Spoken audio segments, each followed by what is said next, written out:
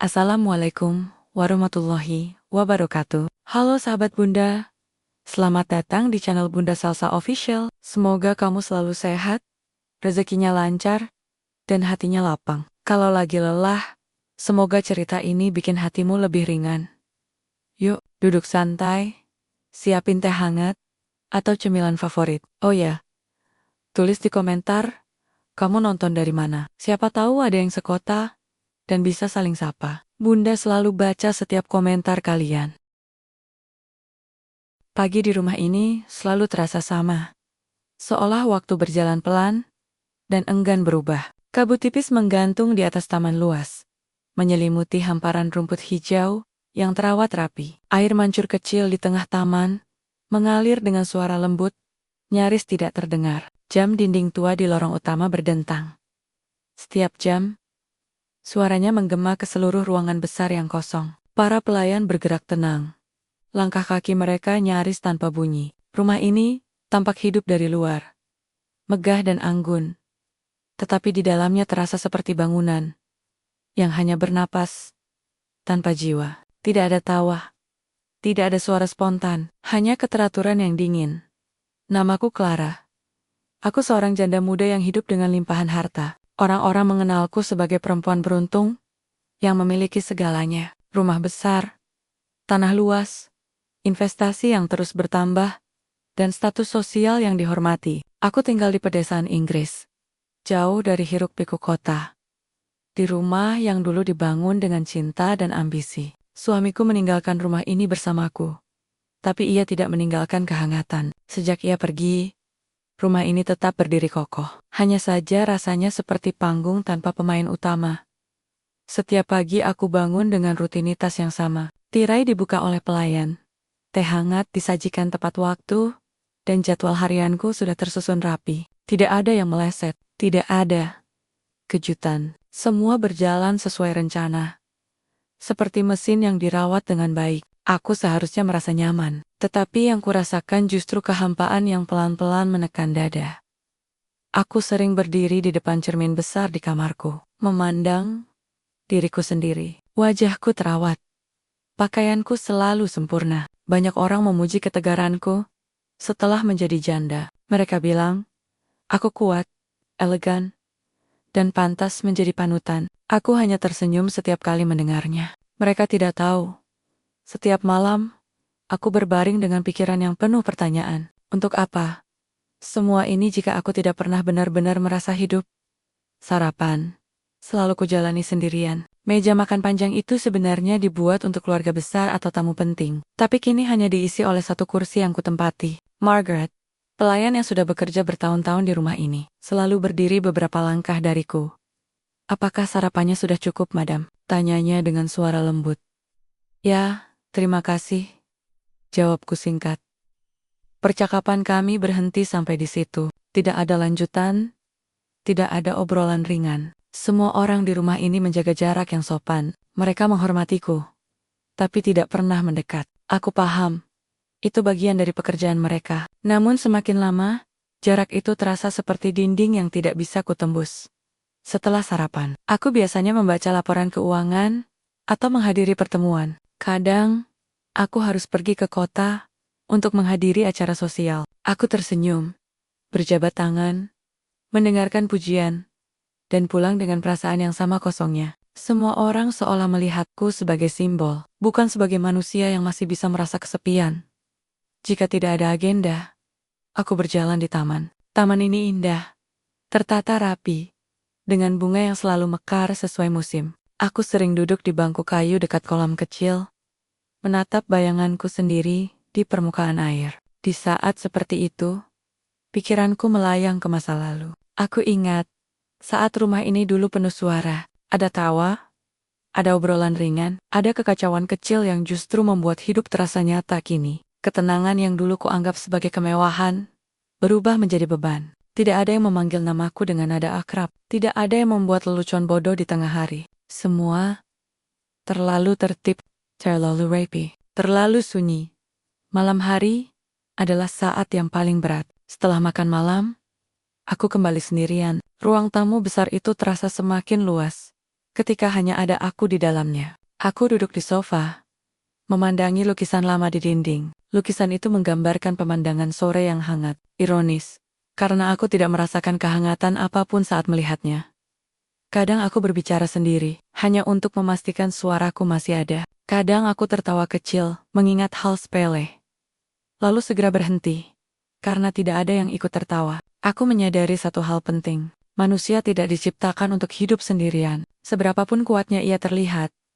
Suatu malam, setelah lama duduk dalam keheningan, aku memanggil kepala pelayan. Aku ingin perubahan, kataku tanpa banyak pengantar. Ia menatapku dengan sopan. Perubahan seperti apa, madam? Aku ingin seseorang tinggal di rumah ini. Seorang asisten pribadi. Ia terlihat terkejut, tapi tetap menjaga sikap profesional. Kami sudah memiliki staf yang lengkap, madam. Aku tahu, kataku pelan, tapi aku butuh lebih dari sekadar staf. Aku butuh seseorang yang bisa mengurus jadwalku, rumah ini, dan mungkin menghidupkan suasana. Ia terdiam sejenak, lalu mengangguk. Kami akan mencarikan yang terbaik. Setelah ia pergi, aku berdiri di dekat jendela, menatap taman yang mulai gelap. Aku tidak tahu seperti apa orang yang akan datang nanti. Aku juga tidak tahu apakah keputusanku ini benar atau salah. Tapi untuk pertama kalinya setelah sekian lama, ada rasa penasaran yang muncul. Ada harapan kecil yang membuat dadaku terasa sedikit lebih ringan. Malam itu, saat aku berbaring di tempat tidur, aku tidak lagi hanya memikirkan kesepian. Aku membayangkan suara lain di rumah ini. Suara yang tidak terlalu sopan, tidak terlalu teratur. Suara yang mungkin akan mengacaukan rutinitasku, tapi juga mungkin mengisi ruang kosong di hatiku. Aku menutup mata dengan perasaan yang asing namun menyenangkan. Perasaan bahwa hidupku belum selesai, bahwa di balik semua kemewahan yang membungkusku, masih ada ruang untuk sesuatu yang sederhana. Sesuatu yang bisa mengubah istana tanpa suara ini menjadi rumah yang benar-benar hidup. Hari itu, langit London kelabu. Gerimis turun pelan membasahi trotoar di depan sebuah gedung perkantoran tua. Gedung itu menjadi tempat berkumpulnya orang-orang dengan urusan serius dan keputusan penting. Di dalamnya, suasana terasa kaku dan formal. Dinding dipenuhi sertifikat, foto resmi, serta papan aturan kerja yang tertata rapi. Bau kertas dan kopi menyatu, menciptakan kesan dingin dan profesional. Aku duduk di ruang tunggu sebuah agen tenaga kerja internasional, menanti namaku dipanggil, sambil memperhatikan wajah-wajah asing yang datang dan pergi tanpa senyum. Aku datang sendiri, tanpa pendamping, tanpa banyak pertimbangan panjang. Keputusan ini terasa sederhana, tapi juga besar. Aku tidak sedang mencari pegawai tambahan seperti biasanya. Aku ingin seseorang yang akan tinggal di rumah, mengurus jadwal, dan menemani keseharianku. Bukan sekadar bekerja, tapi hadir. Pikiran itu terus berputar di kepalaku. Sejak aku melangkah masuk ke gedung ini, seorang pria parubaya dengan jas abu-abu memanggilku masuk ke ruangannya. Ia memperkenalkan diri sebagai manajer agen. Senyumnya sopan, gerak-geriknya rapi. Permintaan Anda sudah kami pelajari, katanya, sambil membuka sebuah map tebal. Sebagian besar klien menginginkan asisten dengan latar belakang profesional yang kuat. Aku mengangguk. Saya mengerti, tapi saya ingin seseorang yang tidak terlalu kaku. Ia berhenti membuka map dan menatapku. Bolehkah saya tahu lebih jelas maksud Anda? Saya ingin asisten yang bisa bekerja dengan baik, tapi juga bisa berbicara dengan santai. Saya tidak butuh orang yang hanya menjawab seperlunya. Ia terdiam sejenak, lalu menarik napas. Itu permintaan yang cukup jarang, tapi bukan tidak ada. Ia menyebutkan beberapa kandidat, semuanya terdengar sempurna di atas kertas. Pendidikan tinggi, pengalaman panjang, referensi bagus. Namun justru itu yang membuatku merasa tidak tertarik. Semua terasa terlalu rapi, terlalu aman. Kemudian ia berhenti di satu map yang tampak lebih tipis. Ada satu kandidat yang mungkin berbeda, katanya pelan. Namanya Hadi, asal Indonesia. Aku menatap map itu. Berbeda. Bagaimana? Bahasa Inggrisnya cukup, tapi tidak formal. Sikapnya ramah, kadang terlalu santai. Beberapa klien merasa cocok, beberapa merasa terganggu. Aku mencondongkan badan. Terganggu? Karena apa? Dia suka bercanda. Jawabnya jujur. Kadang berbicara tanpa banyak perhitungan. Kata bercanda membuatku terdiam. Aku menyadari, sudah lama, aku tidak mendengar kata itu dikaitkan dengan kehidupanku. Saya ingin bertemu dengannya. Manajer itu tampak ragu, lalu mengangguk. Baik, kami akan mengatur pertemuan. Beberapa hari kemudian, aku kembali ke gedung yang sama. Kali ini langkahku terasa lebih ringan, meski aku sendiri tidak tahu alasannya. Saat pintu ruangan dibuka, seorang pemuda berdiri di dekat kursi dengan sikap canggung. Pakaiannya sederhana, tapi bersih. Wajahnya ramah, matanya jernih. Ia tersenyum lebar ketika melihatku. Selamat siang, Madam, katanya dengan logat yang kental. Nama saya, Hadi. Aku mempersilakannya duduk. Wawancara berlangsung singkat, jauh dari kesan formal. Ia menjawab pertanyaanku, apa adanya, tanpa dibuat-buat. Sesekali ia tertawa kecil ketika salah mengucapkan kata, lalu meminta maaf dengan wajah polos. Saya bisa belajar cepat, Madam, katanya. Kalau salah, saya perbaiki. Kalau benar, ya, syukur. Aku menahan senyum. Ada sesuatu yang terasa berbeda. Bukan tentang kemampuan, tapi tentang kehadiran. Untuk pertama kalinya, setelah lama, aku merasa tidak sedang berbicara dengan dinding yang dingin. Ketika pertemuan selesai, aku sudah tahu jawabannya. Dalam perjalanan pulang, aku menatap keluar jendela mobil, memperhatikan jalanan yang basah oleh hujan. Mungkin keputusanku ini akan dianggap aneh. Mungkin juga berisiko, tapi di dalam diriku ada rasa yakin yang tenang. Aku tidak sekadar memilih seorang asisten hari itu. Aku sedang membuka pintu bagi perubahan. Dan entah kenapa, aku merasa rumah yang sunyi itu tidak akan sama lagi. Pagi itu rumahku terasa berbeda. Meski dari luar segalanya tampak sama. Kabut masih menggantung di taman.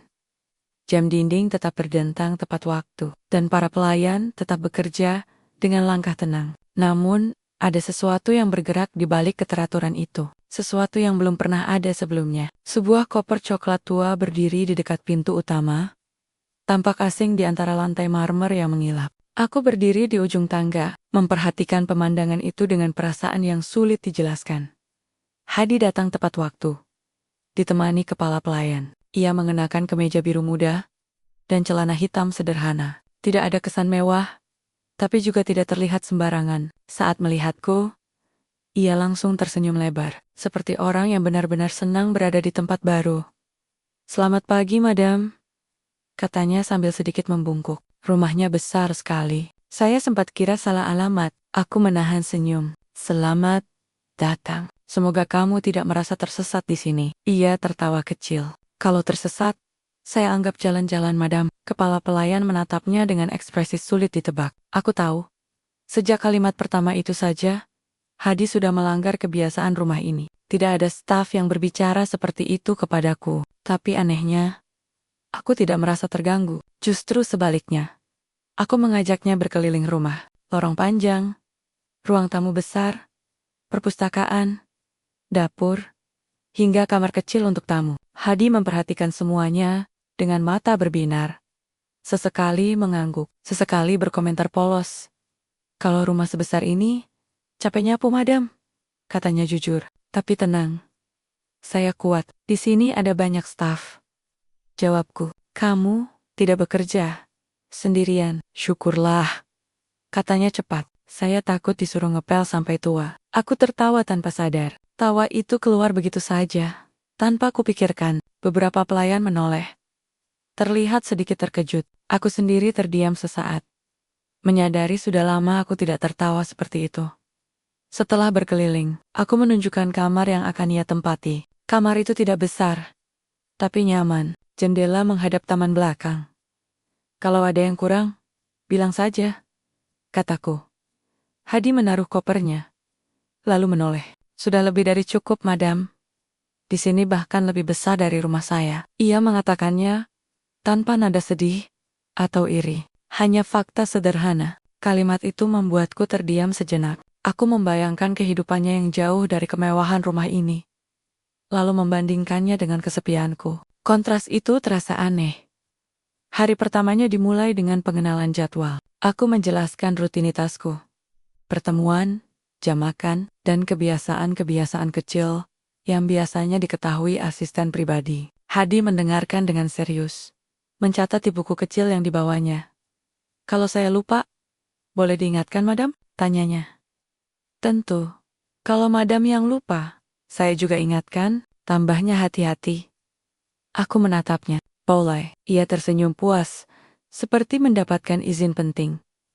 Masalah pertama muncul saat makan siang. Hadi diminta membantu di dapur untuk mengatur jadwal makan. Ia berdiri canggung di antara koki dan staf lain, mencoba memahami instruksi yang cepat dan formal. Beberapa kali ia salah menangkap perintah.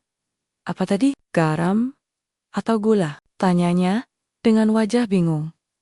Garam, jawab koki singkat. Beberapa menit kemudian, sup yang disajikan terasa aneh. Aku mencicipinya, lalu berhenti. Hadi, panggilku pelan. Ia mendekat dengan wajah waspada. Kenapa, Madam? Sup ini manis. Ia terdiam 2 detik, lalu menepuk keningnya sendiri. Maaf, Madam, di rumah saya, garam dan gula warnanya mirip. Ini salah mata, bukan salah niat. Aku tertawa lagi. Lebih lepas dari sebelumnya. Para pelayan saling pandang. Tidak tahu harus bereaksi bagaimana. Sup itu akhirnya diganti. Tapi suasana makan siang sudah berubah. Ada kehangatan kecil yang sebelumnya tidak pernah ada. Sore hari, aku memintanya mengatur jadwal pertemuanku minggu depan. Ia datang dengan buku catatannya. Wajahnya serius. Ini jadwalnya, Madam, katanya. Tapi saya sarankan yang hari Kamis dikurangi. Kenapa? Kelihatannya Madam capek. Di sini tulisannya saja sudah bikin saya lelah. Aku menatap daftar itu. Biasanya tidak ada yang berani mengomentari jadwalku. Kamu berani juga, kataku.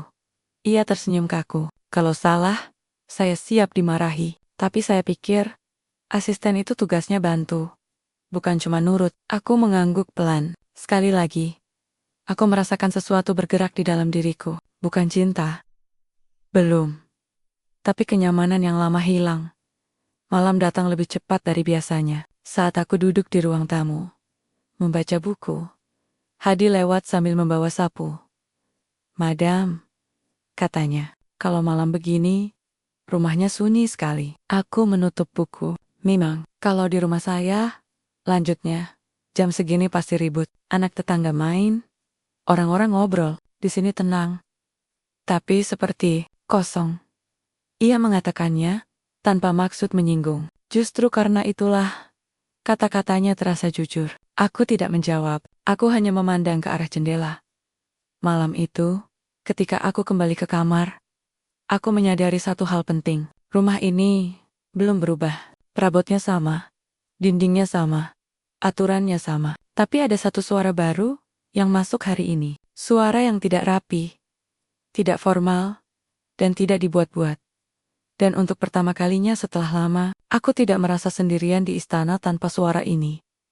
Hari-hari berikutnya berjalan dengan irama yang aneh. Rumahku tetap berdiri megah dan rapi, tetapi suasananya tidak lagi sepenuhnya sunyi. Ada suara langkah kaki yang lebih cepat.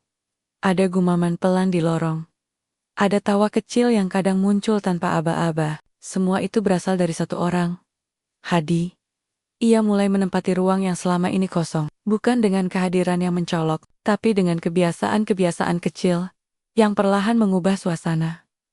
Pagi pertama ia resmi mengatur jadwalku. Aku menyadari ada sesuatu yang berbeda. Biasanya jadwal itu kaku, penuh pertemuan tanpa jeda. Kali ini, di sela-sela agenda, ada catatan kecil tulisan tangannya. Istirahat 15 menit. Medium day. Aku menatap catatan itu lebih lama dari yang seharusnya. Tidak ada yang pernah menuliskan hal seperti itu sebelumnya. Aku tidak tahu harus tertawa atau merasa terganggu. Ini kamu yang menulis, tanyaku ketika ia datang membawa berkas. Iya, Madam. Jawabnya tenang. Kalau capek, kerja jadi berantakan. Saya baca di internet. Aku mengangguk pelan. Aku tidak menghapus catatan itu. Namun tidak semua berjalan mulus. Kesalahan demi kesalahan kecil mulai bermunculan. Suatu pagi, Hadi salah mencatat jam pertemuan penting. Aku hampir terlambat. Maaf, Madam, katanya dengan wajah panik. Saya kira jam 10. Ternyata jam 9. Aku menarik napas panjang. Biasanya, aku akan marah. Biasanya aku tidak mentolerir kesalahan seperti itu. Tapi saat melihat wajahnya yang benar-benar merasa bersalah, amarah itu tidak jadi keluar. Pastikan tidak terulang, kataku singkat. Iya, madam. Saya tulis besar-besar, katanya sambil menunjukkan buku catatan yang penuh coretan. Siang harinya, aku mendapati jadwalku kembali kacau. Kali ini, bukan karena salah jam, tapi karena Hadi dengan sengaja memindahkan satu pertemuan. Kamu tahu ini penting, kataku saat memanggilnya ke ruang kerja. Iya, saya tahu. Jawabnya hati-hati. Tapi madam terlihat pucat. Kalau boleh jujur, pertemuan itu bisa ditunda. Aku menatapnya lama. Tidak ada staf yang pernah berani mengambil keputusan tanpa izinku. Kamu melewati batas. Iya, maaf. Saya salah. Aku menghela napas. Anehnya, aku tidak ingin memarahinya lebih jauh. Ada bagian dalam diriku yang merasa dilindungi, meski caranya keliru.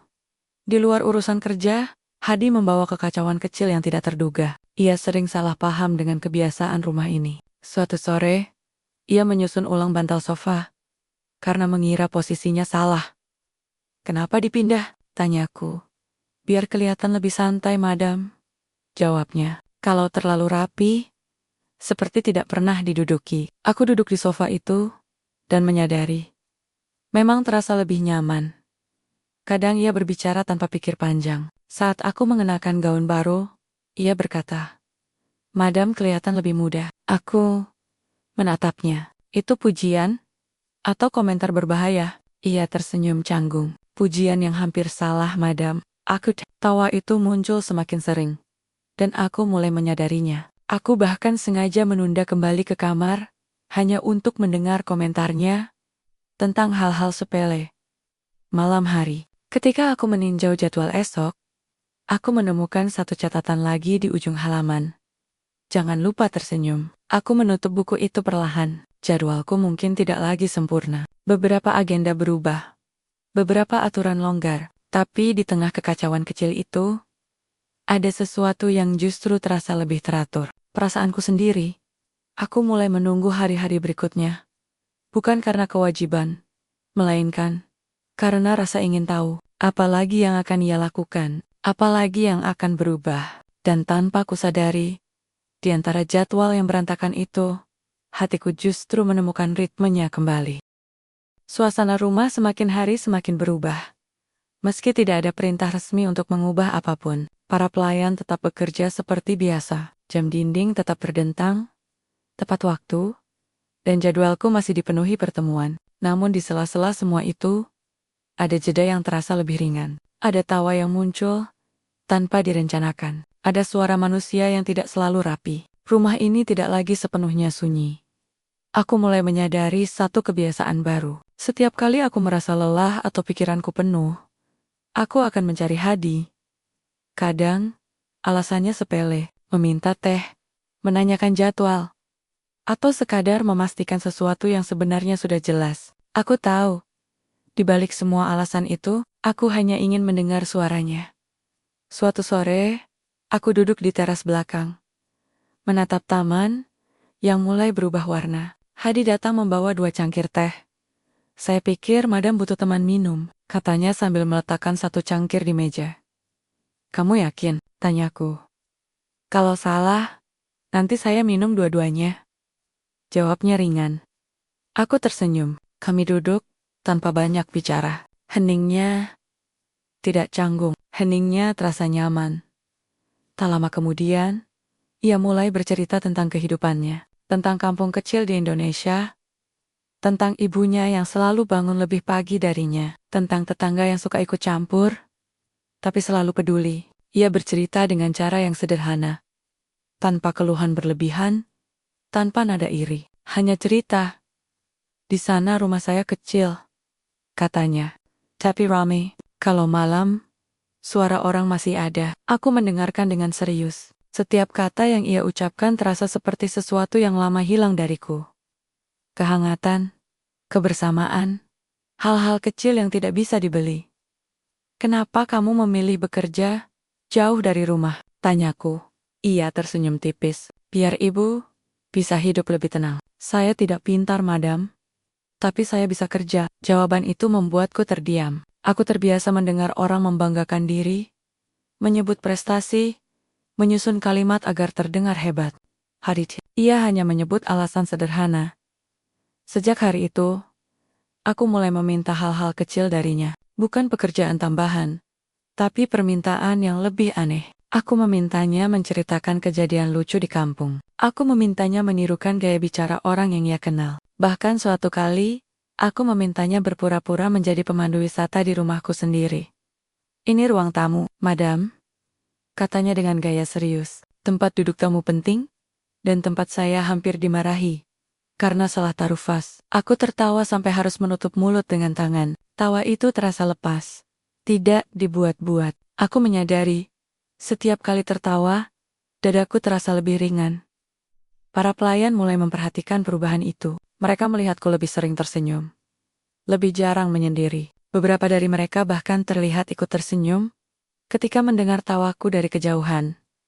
Namun di balik semua tawa itu, ada perasaan baru yang perlahan tumbuh. Perasaan yang belum berani kusebutkan. Aku mulai memperhatikan hal-hal kecil tentang Hadi.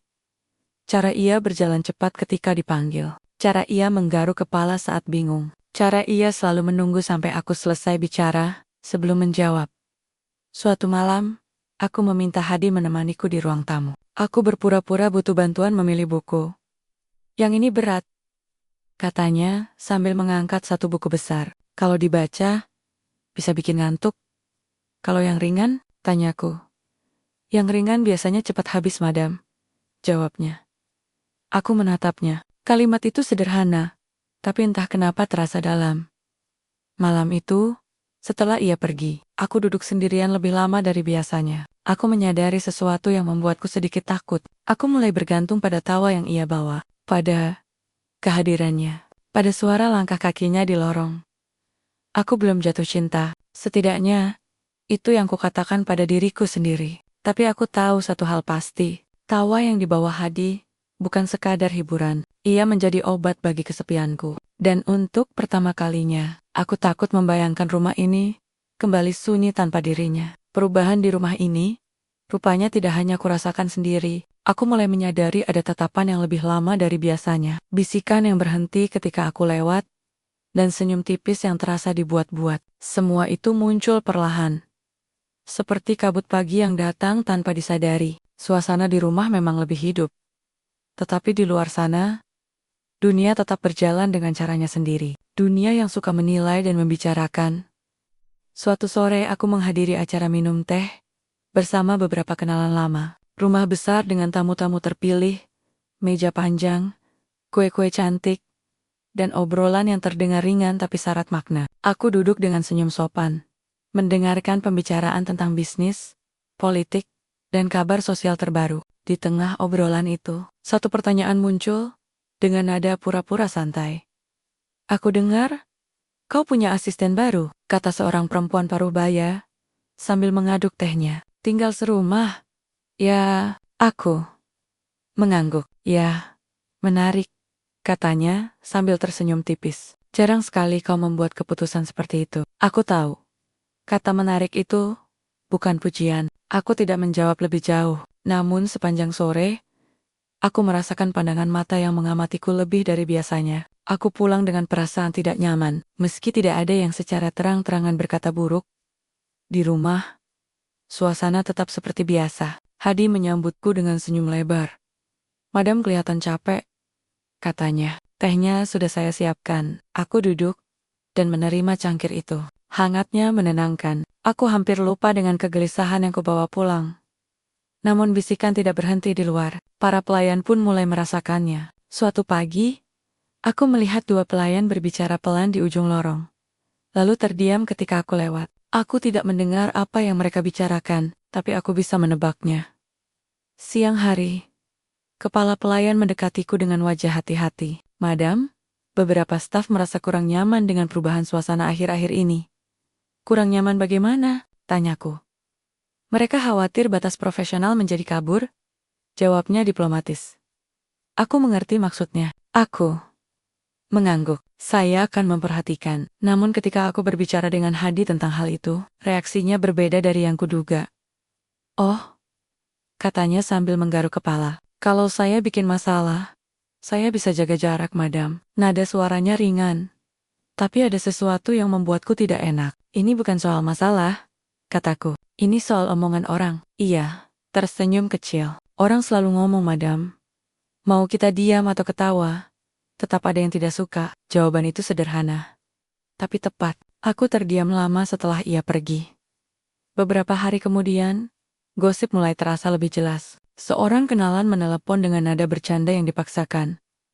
Kau harus hati-hati, katanya. Orang-orang mulai bertanya-tanya tentang kedekatanmu dengan asistenmu. Aku menutup mata sejenak. Tidak ada yang perlu ditanyakan. Justru itu, jawabnya cepat. Dunia tidak suka hal-hal yang tidak bisa mereka kotakkan. Telepon itu membuatku gelisah. Untuk pertama kalinya sejak Hadi datang, aku mulai memikirkan jarak, tentang posisi, tentang bagaimana dunia melihatku. Aku mulai bersikap lebih dingin. Tanpa benar-benar bermaksud demikian, aku berbicara seperlunya. Aku berhenti meminta hal-hal aneh. Aku kembali pada rutinitas yang lebih formal. Hadi menyadarinya. Meski ia tidak bertanya. Suatu malam, aku duduk sendiri di ruang tamu. Rumah ini kembali terasa besar dan sunyi. Tidak sepenuhnya seperti dulu, tapi cukup untuk membuat dadaku terasa sesak. Aku mendengar langkah kaki Hadi mendekat, lalu berhenti. Madam, katanya pelan, kalau saya berbuat salah, bilang saja. Aku menatapnya. Kamu tidak salah. Kalau begitu kenapa Madam jadi jauh? Pertanyaan itu sederhana, tapi menusuk. Aku tidak tahu harus menjawab apa. Aku tidak bisa mengatakan bahwa aku takut. Takut pada omongan, takut pada perasaan sendiri. Kita perlu menjaga batas, kataku akhirnya. Ia mengangguk pelan. Saya mengerti. Setelah itu, ia pergi tanpa berkata apapun lagi. Malam itu terasa lebih dingin dari biasanya. Aku menyadari satu hal yang membuatku resah. Bisikan orang-orang di luar mulai memengaruhi caraku memandang kebahagiaanku sendiri. Dan untuk pertama kalinya sejak tawa itu hadir di rumahku, aku bertanya pada diri sendiri, apakah aku siap melawan dunia demi perasaan yang bahkan belum berani kusebutkan namanya. Sejak aku memutuskan menjaga jarak, rumah ini kembali terasa tenang. Tapi bukan tenang yang menenangkan. Ada kekosongan yang justru terasa lebih jelas. Rutinitas berjalan rapi seperti dulu, namun setiap langkah seolah kehilangan warna. Aku mulai menyadari bahwa ketenangan yang kupaksakan ini tidak membuatku lebih baik, justru membuatku semakin gelisah. Aku memperhatikan Hadi dari jauh. Ia tetap bekerja seperti biasa, tetap ramah, tetap sigap, tapi ada sesuatu yang berubah. Candanya berkurang. Ia lebih sering menunduk, lebih banyak diam. Aku tahu, jarak yang kubuat bukan hanya membatasi hubungan, tapi juga memotong sesuatu yang berharga. Suatu malam, setelah hari yang melelahkan, aku duduk di ruang kerja dengan kepala pening. Laporan menumpuk, pikiranku berantakan. Aku memanggil Hadi. Iya, madam, katanya, dari ambang pintu. Duduk, kataku singkat. Ia tampak ragu, tapi tetap menurut. Ia duduk di kursi seberang meja, menjaga jarak. Aku ingin kamu melakukan sesuatu, kataku. Ia mengangguk. Apa saja, madam? Aku terdiam sejenak, mencari kata yang tepat. Aku ingin kamu menghiburku. Ia menatapku, jelas terkejut. Menghibur? Ya. Ceritakan sesuatu. Apa saja? Ia menghela napas kecil, lalu tersenyum kaku. Kalau tidak lucu, jangan marah. Coba saja. Ia mulai bercerita tentang pengalamannya pertama kali naik bus di Inggris, tentang salah turun halte, tentang tersesat, dan akhirnya bertanya pada orang yang ternyata juga pendatang. Ceritanya sederhana. Caranya bercerita canggung, tapi aku tertawa. Tawa yang lama tertahan, akhirnya keluar lagi. Sejak malam itu, aku mulai meminta hal-hal yang semakin aneh. Kadang aku memintanya menirukan aksen orang Inggris yang ia dengar di jalan. Kadang, aku memintanya menceritakan kejadian memalukan yang pernah ia alami. Aku tahu, permintaan itu tidak biasa untuk seorang atasan, tapi aku juga tahu, aku membutuhkannya.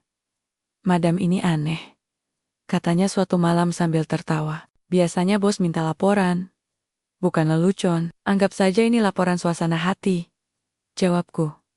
Aku mulai menunggu malam hari. Bukan karena lelah, tapi karena aku tahu akan ada waktu singkat di mana aku bisa tertawa tanpa beban. Aku mulai sengaja menjadwalkan jeda, mengosongkan agenda, hanya untuk memberi ruang pada hal-hal kecil itu.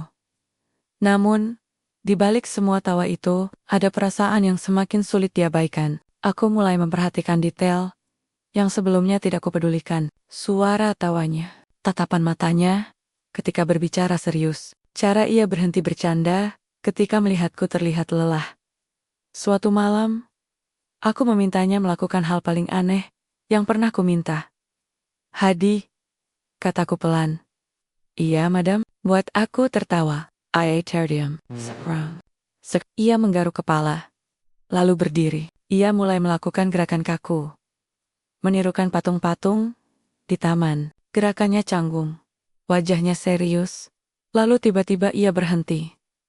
"Maaf, madam," katanya. "Saya tidak jago joget." Aku tertawa keras, sampai air mata keluar. Aku menutup wajahku dengan tangan. Untuk pertama kalinya, aku merasa benar-benar bebas. Saat tawaku mereda, aku menyadari Hadi menatapku dengan ekspresi yang sulit kuterjemahkan. Ada perhatian, ada kekhawatiran, dan mungkin sesuatu yang lain. "Kamu tidak perlu melakukan ini," kataku tiba-tiba. Ia menggeleng. Saya senang melihat madam tertawa. Kalimat itu sederhana, tapi menghantamku lebih keras dari yang kuduga. Aku menunduk, mencoba mengendalikan perasaanku.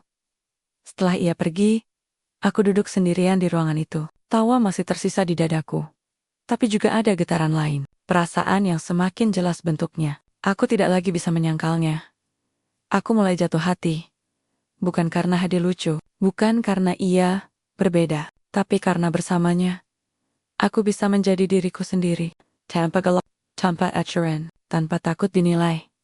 Malam itu, aku menyadari satu hal yang membuatku gemetar. Permintaanku yang aneh bukan lagi soal hiburan. Itu caraku mendekat. Dan perasaanku tidak lagi bisa disembunyikan di balik tawa. Hari-hari setelah aku menyadari perasaanku sendiri berjalan dengan cara yang paling tidak kusukai. Tidak ada kejadian besar. Tidak ada pertengkaran. Tidak ada tangisan. Justru karena semuanya tampak normal, beban di dadaku terasa semakin berat. Aku hidup dalam rutinitas yang sama, berjalan di lorong yang sama, duduk di kursi yang sama, tetapi perasaanku terus bergerak tanpa arah yang jelas. Aku mulai memperhatikan setiap detail kecil tentang Hadi dengan cara yang berbeda. Cara ia menyapa pagi dengan suara yang sedikit lebih pelan dari biasanya. Cara ia berdiri sedikit lebih jauh ketika berbicara denganku. Cara tawanya kini jarang muncul. Semua itu membuatku sadar bahwa aku bukan satu-satunya yang berubah. Jarak yang kuciptakan sebelumnya meninggalkan bekas. Aku berencana mengatakan yang sebenarnya. Tidak langsung. Tidak tergesa-gesa. Aku ingin memilih waktu yang tenang. Saat pikiranku tidak berantakan. Aku ingin bicara sebagai Clara, bukan sebagai majikan. Namun rencana itu terus tertunda oleh keraguan yang tidak pernah benar-benar pergi. Suatu sore, aku melihat Hadi duduk di dapur bersama kepala pelayan dan satu staf lain. Wajah mereka serius. Hadi tidak tertawa seperti biasanya. Tangannya menggenggam cangkir teh yang sudah dingin. Ketika aku masuk, mereka langsung terdiam. Kepala pelayan memberi isyarat kecil, lalu pergi. Hadi berdiri dengan sikap canggung. "Madam," katanya singkat. Aku mengangguk. "Lanjutkan saja. Aku tidak ingin mengganggu." "Tidak apa-apa," jawabnya. Tapi matanya tidak menatapku. Perasaan tidak enak itu terus menempel sampai malam. Aku memanggil Hadi ke ruang tamu, dengan niat membuka pembicaraan lebih dulu. Aku sudah berlatih dalam hati. Aku akan bicara pelan, jujur, tanpa tuntutan, namun hidup kembali mendahuluiku, madam, kata Hadi. Sebelum aku sempat membuka mulut, "Saya ingin bicara." Aku mengangguk, berusaha tetap tenang. Ia menarik napas panjang, seolah menyiapkan diri. "Saya mendapat kabar dari agen tenaga kerja." Jantungku berdetak lebih cepat. "Kabar? Apa?" "Masa kontrak saya hampir selesai. Mereka menanyakan, apakah saya ingin memperpanjang atau pulang." Kalimat itu jatuh begitu saja, tanpa peringatan. Aku duduk diam, mencoba memahami maknanya. Dan, tanyaku akhirnya. Ia menunduk, Saya sedang mempertimbangkan untuk pulang. Aku merasakan sesuatu mengencang di dadaku. Semua kata yang sudah kususun sejak siang mendadak menghilang. Kenapa? Tanyaku. Meski jawabannya sudah bisa kutebak. Ibu saya sakit, katanya jujur. Tidak parah, tapi sudah tua. Saya ingin dekat. Aku mengangguk pelan. Alasan itu terlalu manusiawi untuk diperdebatkan. Terlalu benar untuk kutolak. Tapi perasaan di dalam diriku tetap bergejolak. Kita bisa membicarakan opsi lain, kataku cepat. Cuti. Atau pengaturan khusus. Iya. Tersenyum tipis. Terima kasih, Madam. Saya hanya ingin jujur lebih dulu. Percakapan itu berhenti di sana. Tidak ada keputusan. Tidak ada kepastian. Tapi, satu hal jelas. Waktu yang kupunya mungkin tidak sebanyak yang kukira. Malam itu aku kembali ke kamar dengan langkah berat. Aku duduk di tepi tempat tidur. Menatap dinding kosong. Aku marah pada diriku sendiri. Kenapa aku menunggu terlalu lama? Kenapa aku membiarkan rasa takut mengalahkan kejujuran? Pengakuanku tertahan oleh keraguan. Dan sekarang, keadaan berjalan menjauh. Hari-hari berikutnya terasa semakin kaku. Aku kembali pada jadwal padat, pertemuan, panggilan, laporan. Aku menenggelamkan diri dalam kesibukan. Berharap perasaan itu mereda, tapi setiap kali aku mendengar langkah kaki Hadi di lorong, semua usaha itu runtuh. Hadi berubah menjadi lebih formal. Ia bekerja dengan rapi, tanpa celah, tanpa candaan. Ia menjaga jarak dengan sopan, yang nyaris menyakitkan. Aku tahu.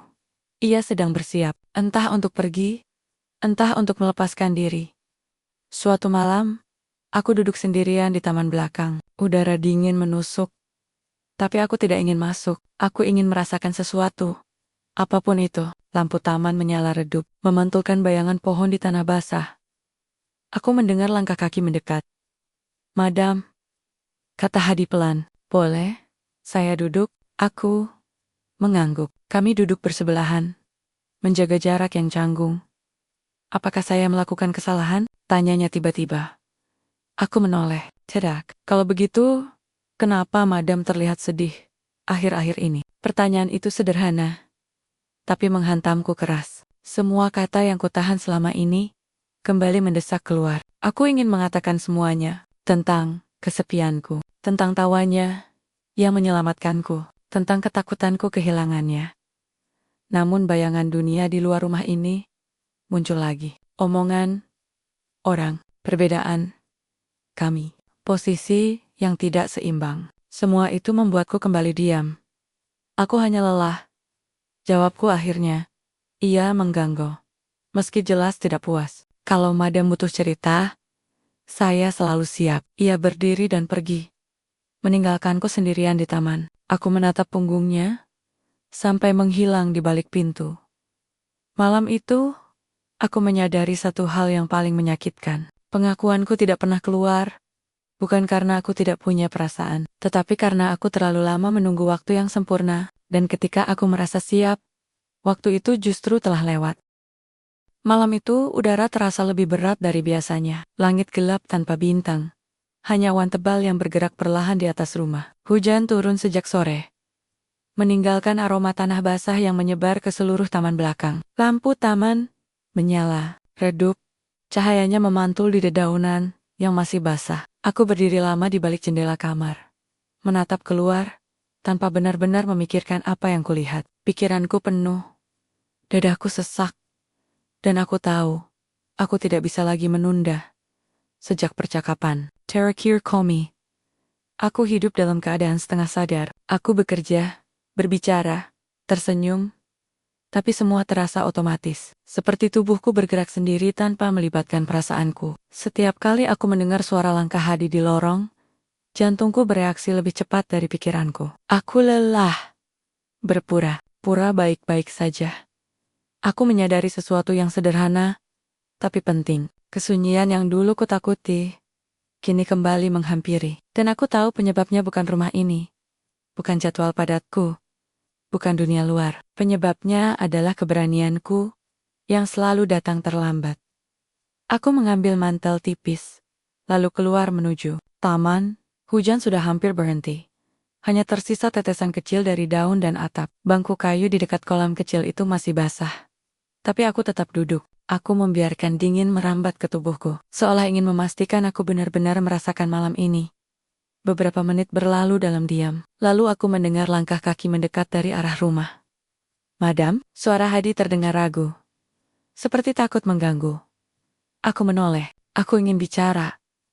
"Tolong." Ia mendekat pelan. Lalu berhenti beberapa langkah dariku. Aku bisa melihat keraguan di wajahnya. "Duduklah," kataku lagi. Ia menurut. Kami duduk berdampingan. Dengan jarak yang masih terjaga. Aku menatap ke depan. "Bukan." Padanya, "Aku butuh waktu untuk menyusun kata. Aku sudah lama ingin bicara," kataku akhirnya. Tapi aku terus menunda. Aku selalu menunggu waktu yang tepat. Ia diam, mendengarkan tanpa menyela. "Aku terbiasa mengendalikan hidupku," lanjutku. "Segalanya teratur, terencana. Bahkan setelah suamiku meninggal, aku tetap memaksakan keteraturan itu. Aku pikir dengan begitu, aku akan baik-baik saja." Aku tertawa kecil, getir. Ternyata aku hanya menunda rasa sepi. Aku menoleh padanya. Wajahnya tenang, tapi matanya serius. "Kamu datang," kataku pelan. "Dan tanpa sadar, kamu merusak semua dinding yang kubangun. Kamu membuat rumah ini hidup. Kamu membuatku tertawa tanpa alasan. Kamu membuatku merasa normal." Napas dalam. "Madam, aku belum selesai," kataku cepat. Takut keberanianku runtuh. Aku tahu ini tidak mudah. Aku tahu dunia tidak akan melihat kita dengan baik. Aku tahu posisiku dan posisimu sangat berbeda. Tapi, aku tidak bisa lagi berbohong. Aku menatapnya lurus. "Aku menyukaimu, Hadi. Lebih dari yang seharusnya." Hening menyelimuti kami. Suara air menetes dari daun terdengar jelas. Hadi tidak langsung menjawab. Ia menunduk. Tangannya saling menggenggam. "Madam," katanya pelan setelah beberapa saat, "saya juga punya perasaan." Dadaku bergetar. "Sejak kapan?" Ia tersenyum kecil. Senyum yang lebih banyak berisi kelelahan daripada bahagia. "Sejak Madam mulai tertawa karena hal-hal bodoh yang saya lakukan. Sejak Madam menunggu cerita saya. Tapi, saya memilih diam." "Kenapa?" tanyaku. Suaraku bergetar. "Karena saya sadar diri." Jawabnya jujur. "Saya ini asisten pendatang, tidak punya apa-apa selain tenaga dan niat baik. Saya tidak ingin Madam disudutkan, karena aku menunduk." Kata-kata itu terasa berat, karena ada kebenaran di dalamnya. "Waktu Madam mulai menjaga jarak," lanjutnya. "Saya pikir itu tanda bahwa perasaan saya tidak pantas. Aku menjaga jarak karena takut." Kataku lirih. Takut dinilai, takut kehilangan kendali. Menggangga. "Saya mengerti, kita sama-sama takut. Hanya arahnya berbeda." Kami terdiam lama. Cedak. Ada yang terburu-buru, mengisi keheningan. Untuk pertama kalinya, diam di antara kami tidak terasa menekan. "Ada satu hal lagi yang harus saya jujurkan," kata Hadi akhirnya. Aku menatapnya. "Tentang rencanamu pulang Ibu saya memang sakit. Tapi saya belum memutuskan pergi." Saya bilang begitu, karena saya merasa tidak punya alasan kuat untuk bertahan. Aku menelan ludah. Sekarang saya tahu," katanya pelan. "Saya tidak sendirian merasa." Air mataku menggenang, tapi tidak jatuh. Aku tersenyum kecil. "Aku tidak menjanjikan apapun," kataku. "Aku bahkan tidak tahu apakah aku cukup berani menghadapi dunia di luar rumah ini." Ia menggeleng. "Saya juga tidak meminta janji. Saya hanya ingin jujur. Seperti Madam, kami duduk lebih lama malam itu, membicarakan hal-hal kecil yang selama ini terpendam. Ketakutanku hidup sendiri. Ketakutannya pulang tanpa membawa perubahan. Kami tidak membahas masa depan dengan kata besar. Tidak ada rencana muluk. Tidak ada sentuhan berlebihan. Saat akhirnya kami berdiri dan berjalan kembali ke dalam rumah, aku merasakan sesuatu yang berbeda di dadaku. Bukan euforia, bukan juga rasa aman sepenuhnya. Tapi kelegaan, apapun yang akan terjadi setelah malam ini, satu hal pasti, aku tidak lagi sendirian memikul perasaan yang kupendam terlalu lama. Dan kejujuran itu Untuk pertama kalinya, terasa lebih menenangkan daripada ketenangan palsu yang selama ini kupertahankan. Setelah malam kejujuran itu, rumah ini tidak langsung berubah menjadi hangat dan riuh. Justru sebaliknya, suasananya tenang, tapi tenang. Yang jujur, tidak ada lagi jarak yang dibuat-buat, tidak ada lagi tawa yang dipaksakan, dan tidak ada lagi kata-kata yang ditahan karena takut salah. Kami kembali pada rutinitas, tapi dengan kesadaran baru bahwa ada perasaan yang saling diketahui. Hadi tetap bekerja seperti biasa. Ia tidak menjadi lebih berani, juga tidak menjadi lebih canggung. Ia bersikap sama seperti sebelumnya.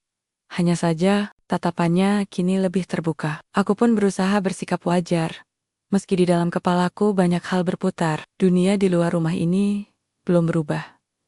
Omongan orang masih ada. Perbedaan kami tetap nyata. Tapi aku mulai bertanya pada diriku sendiri. Sampai kapan aku harus hidup mengikuti ketakutan itu? Beberapa hari kemudian, aku menghadiri sebuah jamuan makan malam. Ruangan penuh dengan orang-orang yang kukenal sejak lama. Mereka tersenyum, menyapaku dengan hangat, membicarakan hal-hal yang sama seperti biasanya. Di tengah percakapan itu, seseorang berkata dengan nada bercanda, "Kau terlihat lebih hidup." Akhir ini, aku tersenyum. Tapi kalimat itu justru membuatku berpikir. Lebih hidup, itu bukan datang dari pakaian, bukan dari acara sosial, bukan dari statusku. Itu datang dari kejujuran yang akhirnya kuizinkan masuk ke hidupku. Malam itu, ketika aku kembali ke rumah, aku mengambil sebuah keputusan. Keputusan yang tidak pernah kubayangkan sebelumnya. Keputusan yang mungkin akan dianggap gila oleh banyak orang. Aku memanggil Hadi ke ruang tamu. Ia datang dengan wajah heran. "Ada yang salah, madam?" tanyanya. Aku berdiri di dekat jendela, menarik napas panjang. Aku ingin bicara, dan kali ini, aku tidak ingin ragu. Ia terdiam, lalu mengangguk. "Baik." Aku menoleh padanya. Aku sudah memikirkan banyak hal tentang dunia di luar rumah ini. Tentang omongan orang. Tentang masa depan. Ia mendengarkan tanpa menyela. Aku bisa memilih jalan aman. Lanjutku, tetap hidup seperti sebelumnya. Tetap dihormati.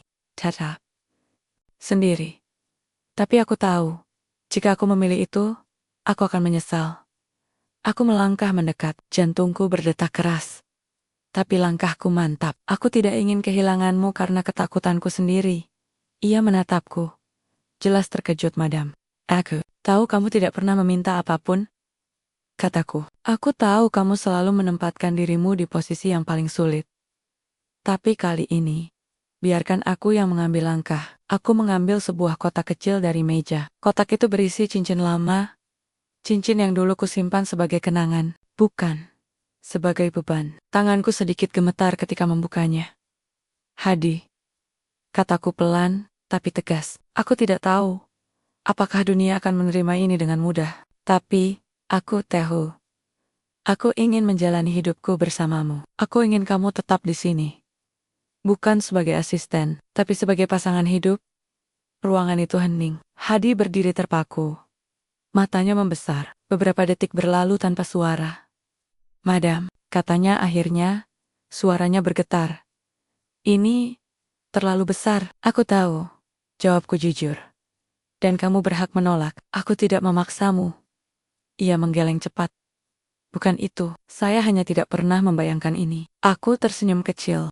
"Aku juga." Ia terdiam lama, lalu menarik napas dalam. "Saya bukan orang yang pantas berdiri sejajar dengan madam di mata banyak orang." Aku mendekat satu langkah lagi. "Aku tidak menikah dengan mata orang lain." Kalimat itu membuatnya menunduk. Beberapa detik kemudian, ia menatapku kembali. Matanya basah, tapi penuh keyakinan. "Kalau madam benar-benar siap," katanya pelan, "saya tidak akan lari." Aku menutup kotak cincin itu dan mengangguk. Tidak ada sorak, tidak ada pelukan berlebihan, hanya keheningan yang penuh makna. Malam itu, aku menyadari sesuatu yang paling mengejutkan dalam hidupku. Setelah bertahun-tahun dikagumi, dipilih, dan ditentukan, untuk pertama kalinya, aku memilih. Dan pilihan itu membuatku merasa lebih bebas daripada apapun yang pernah kumiliki. Keputusan yang kuambil malam itu tidak berhenti di ruang tamu. Ia bergerak keluar, pelan tapi pasti, seperti riak air yang akhirnya menjadi gelombang. Keesokan harinya, rumah ini masih tampak sama. Dindingnya tetap kokoh, taman tetap rapi, jadwal tetap berjalan. Tapi di balik semua itu, aku tahu hidupku sedang berbelok arah. Hadi tidak langsung berubah sikap. Ia tetap bangun pagi, tetap mengatur jadwal, tetap memastikan semuanya berjalan baik. Hanya satu hal yang berbeda. Ia kini lebih banyak berpikir. Aku bisa melihatnya dari caranya diam lebih lama, dari caranya menarik napas sebelum bicara. Keputusan itu bukan hanya milikku, ia juga harus menanggung akibatnya.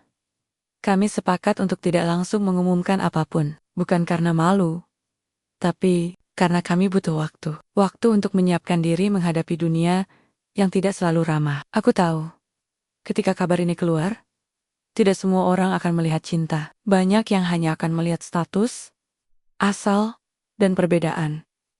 Dan benar saja, gelombang pertama datang lebih cepat dari yang kuduga. Seorang kerabat jauh berkunjung tanpa pemberitahuan. Ia duduk di ruang tamu dengan senyum sopan, tapi matanya bergerak ke segala arah, seperti sedang mencari sesuatu. Di tengah percakapan ringan, ia berkata dengan nada seolah bercanda, "Asisten barumu ini sering terlihat dekat sekali denganmu." Aku tersenyum tenang. Ia memang bekerja dengan baik. Ia tertawa kecil, lalu menatapku lebih lama. "Hati-hati, Clara. Dunia ini suka salah paham." Kalimat itu sederhana, tapi maksudnya jelas. Setelah ia pergi, aku duduk lama sendirian. Aku tidak marah. Aku hanya lelah. Lelah karena sejak kapan kebahagiaan harus selalu dijaga dengan kewaspadaan. Tekanan tidak hanya datang dari luar. Di dalam rumah pun, perubahan terasa. Beberapa staf mulai bersikap lebih kaku. Mereka tetap sopan, tapi ada jarak yang tidak bisa disembunyikan. Bisik-bisik kecil mulai terdengar. Tidak frontal, tapi cukup jelas. Suatu sore, Hadi menghampiriku dengan wajah serius. "Madam, saya ingin bicara." Aku mengangguk. Kami duduk di ruang kerja. Saya mendengar beberapa komentar. Katanya hati-hati, tentang saya, tentang kita. Aku menarik napas. Aku juga mendengarnya. Ia menunduk. "Saya tidak ingin keberadaan saya merusak nama baik, Madam." Kalimat itu membuatku menatapnya tajam. Namaku bukan rapuh, dan hidupku bukan milik mereka. Ia terdiam, lalu tersenyum kecil. Itu yang membuat saya semakin yakin, dan sekaligus semakin takut. Aku mengerti ketakutannya. Dunia tidak adil pada orang yang tidak punya posisi kuat. Dan aku sadar, sebesar apapun perasaanku, aku tidak boleh mengabaikan beban yang ia pikul. Tekanan memuncak ketika sebuah artikel kecil muncul di kolom gosip lokal. Tidak menyebut nama, tapi cukup jelas mengarah tentang seorang janda kaya dan asistennya yang berasal dari luar negeri. Nada tulisannya seolah netral, tapi penuh insinuasi. Aku membaca artikel itu tanpa ekspresi. Anehnya, aku tidak sedih. Aku justru merasa marah dengan cara yang tenang. Malam itu, aku mengumpulkan seluruh staf rumah. Mereka berdiri rapi, menunggu. "Aku ingin bicara," kataku. "Apa yang terjadi di luar sana mungkin akan terdengar ke sini. Aku ingin kalian tahu satu hal. Keputusan yang kuambil adalah tanggung jawabku. Tidak ada satupun di antara kalian yang perlu merasa terancam atau terbebani." Ruangan. "It's you, Henning." Beberapa orang menunduk. Beberapa terlihat lega. Setelah mereka pergi, Hadi mendekat. "Madam tidak harus melakukan itu." "Aku harus." Jawabku. "Jika aku tidak berdiri sekarang, aku akan terus berdiri di belakang ketakutan." Namen Yujian. Belum selesai. Telepon dari seorang kolega lama datang malam itu. Nadanya ramah, tapi kata-katanya tajam. Ia menyarankan agar aku berpikir ulang. Demi reputasi, demi bisnis, demi masa depan. Setelah panggilan itu berakhir, aku duduk diam. Untuk pertama kalinya sejak keputusan itu, keraguan benar-benar mencoba masuk. Bukan tentang perasaanku, tapi tentang konsekuensi yang panjang. Hadi masuk ke ruang itu. Tanpa berkata apapun, ia duduk di seberangku. "Kalau Madam ingin berhenti," katanya pelan, "saya akan mengerti." Aku menatapnya, dan kalau aku tidak berhenti? Ia tersenyum. Kali ini lebih ringan. Saya akan bertahan. Kalimat itu sederhana, tanpa janji berlebihan. Tapi justru itu yang membuatku kuat. Aku menyadari sesuatu malam itu. Cinta tidak selalu datang dengan sorak dan restu. Kadang ia datang dengan ujian, dengan bisik-bisik, dengan tekanan.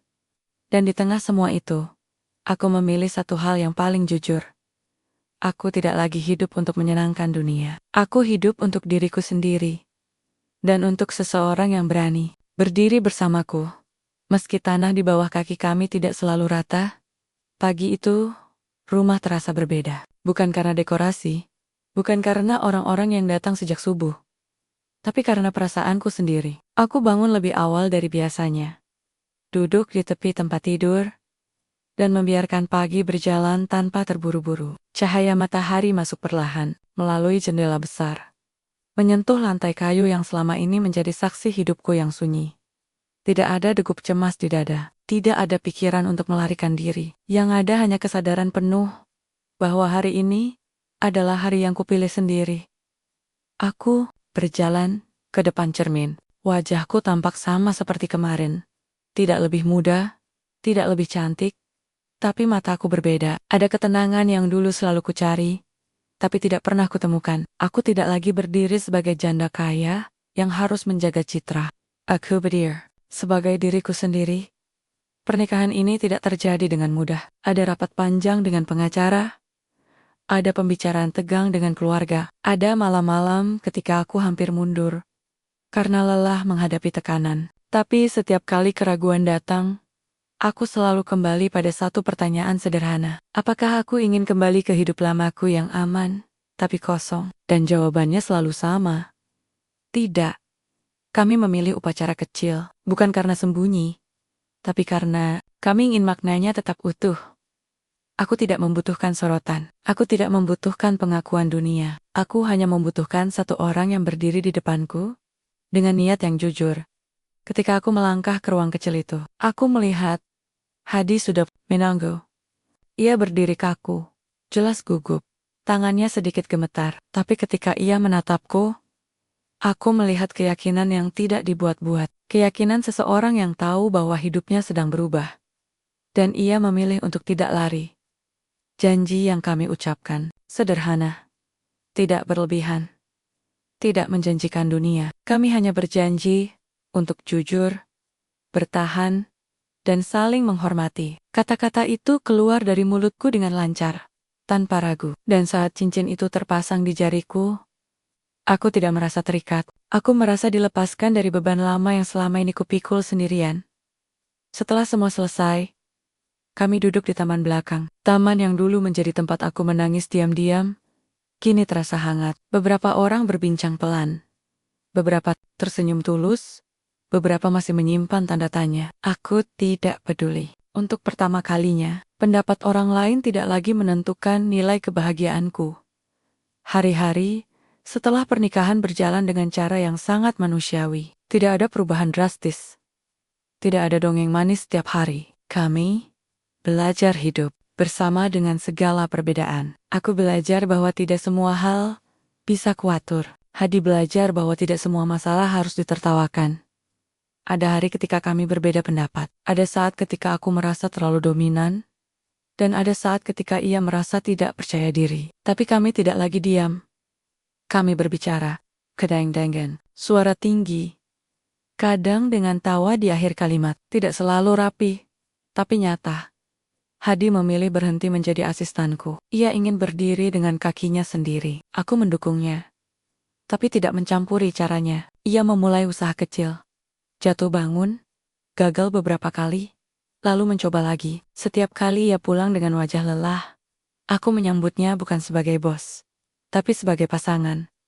Aku juga berubah. Aku tidak lagi bekerja untuk menghindari rumah. Aku pulang lebih awal. Aku belajar menikmati makan malam sederhana. Aku belajar bahwa keheningan tidak selalu berarti kesepian. Jika ada seseorang yang duduk di sebelahmu. Gosip tentang kami perlahan menghilang. Dunia menemukan cerita baru untuk dibicarakan. Beberapa orang yang dulu menjauh, kini kembali menyapa. Beberapa tetap memilih tidak hadir.